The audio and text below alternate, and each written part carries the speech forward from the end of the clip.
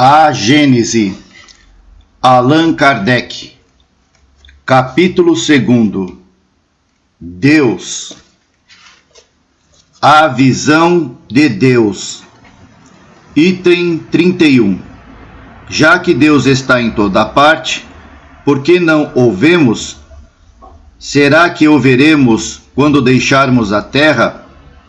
Tais são as interrogações que diariamente se nos defrontam. A primeira é fácil de ser respondida. Nossos órgãos materiais têm percepções limitadas, que os tornam impróprios à visão de certas coisas, mesmo materiais. É assim que certos fluidos escapam totalmente à nossa visão e a nossos instrumentos de análise. E mesmo assim não duvidamos de sua existência. Vemos os efeitos da peste e não vemos o fluido que a transporta. Vemos os corpos se moverem sob a influência da força da gravitação e não vemos essa força. Item 32. As coisas de essência espiritual não podem ser percebidas por órgãos materiais.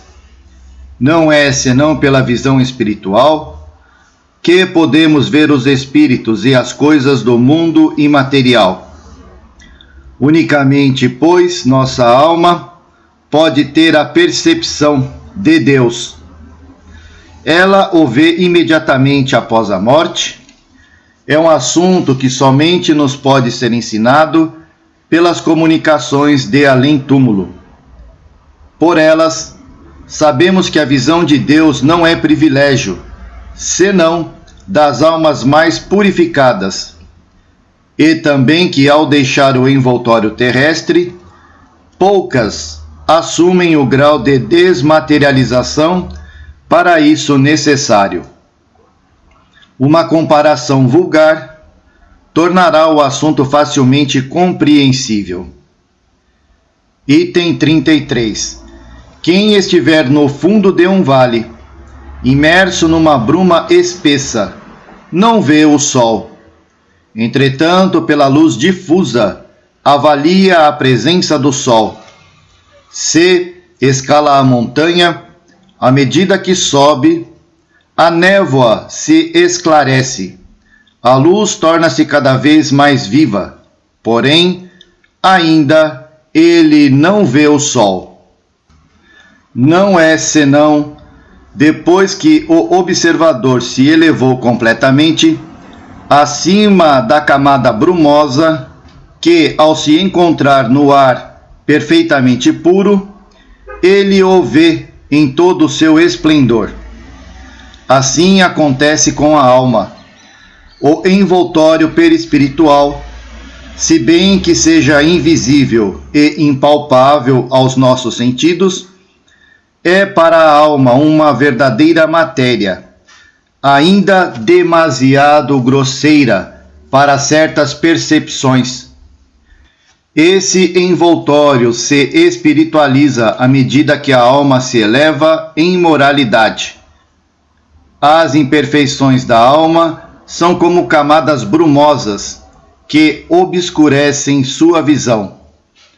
Cada imperfeição de que ela se desfaz é uma mancha a menos, porém, não é senão depois que ela se haja purificado completamente que goza da plenitude de suas faculdades.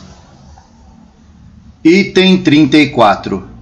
Deus, sendo a essência divina por excelência, não pode ser percebido em todo o seu esplendor, senão pelos espíritos que hajam alcançado o mais elevado grau de desmaterialização.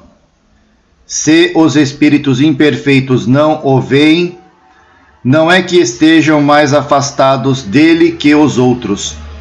Tal como eles, como todos os seres da natureza, estão mergulhados no fluido divino, como o estamos na luz. Apenas suas imperfeições são como os vapores que o furtam a sua visão. Quando a névoa se houver dissipado, eles o verão resplandecer para tal alcançar. Não terão necessidade nem de subir, nem de ir buscá-los nas profundezas do infinito. Estando a visão espiritual desembaraçada das membranas morais que a obscurecem, eles o verão em qualquer lugar em que se encontram, mesmo que seja sobre a terra, pois ele está em toda parte. Item 35. O espírito não se purifica senão com o vagar, e as diversas encarnações são os alambiques, em cujo fundo ele deixa, de cada vez, algumas de suas impurezas. Ao deixar seu envoltório corporal, não se despoja instantaneamente de suas imperfeições. É por isso que há muitos que, após a morte, não veem Deus, tanto quanto não o viam enquanto eram vivos. Porém, à medida que se depurem, têm dele uma intuição mais nítida. Eles não o veem, já o compreendem melhor. A luz é menos difusa. Quando, pois, alguns espíritos dizem que Deus os proíbe de responder a tal pergunta, não é que Deus lhes apareça ou lhes dirija a palavra para lhes proibir algo ou para lhes interditar de fazer tal ou qual coisa. Porém, eles o sentem, recebem os eflúvios de seu pensamento, tal como a nós sucede com relação aos espíritos que nos rodeiam, com seus fluidos, embora não os vejamos. Item 36. Certo, pois, que nenhum homem pode ver Deus com os olhos da carne. Se tal favor fosse concedido a alguns, isso não se daria senão num estado de êxtase, no qual a alma estará tão desligada dos laços da matéria quanto possível durante a encarnação. Aliás, um tal privilégio não será concedido senão às almas de eleição, encarnadas em missão e não em expiação. Porém, como os espíritos da ordem mais elevada resplendem com um brilho deslumbrante, pode ocorrer que espíritos menos elevados, encarnados ou desencarnados, impressionados com o esplendor que os rodeia, tenham acreditado ver o próprio Deus. O mesmo sucede quando um ministro é considerado em lugar do seu soberano. Item 37. Sob qual aparência Deus se apresenta aos que se hajam tornado dignos de tal favor?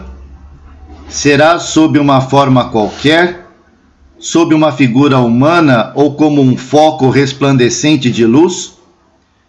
Isso é algo em que a linguagem humana se revela impotente para descrever, porque para nós não existe nenhum ponto de comparação que nos possa dar dele uma ideia. Somos como cegos, a quem em vão se procuraria fazer compreender o brilho do sol. Nosso vocabulário é limitado às nossas necessidades e ao círculo de nossas ideias. A linguagem dos selvagens não poderia reproduzir as maravilhas da civilização.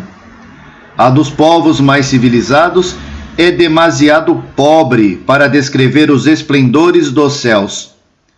Nossa inteligência é demasiado limitada para os compreender, e nossa visão, demasiado fraca, seria por eles ofuscada.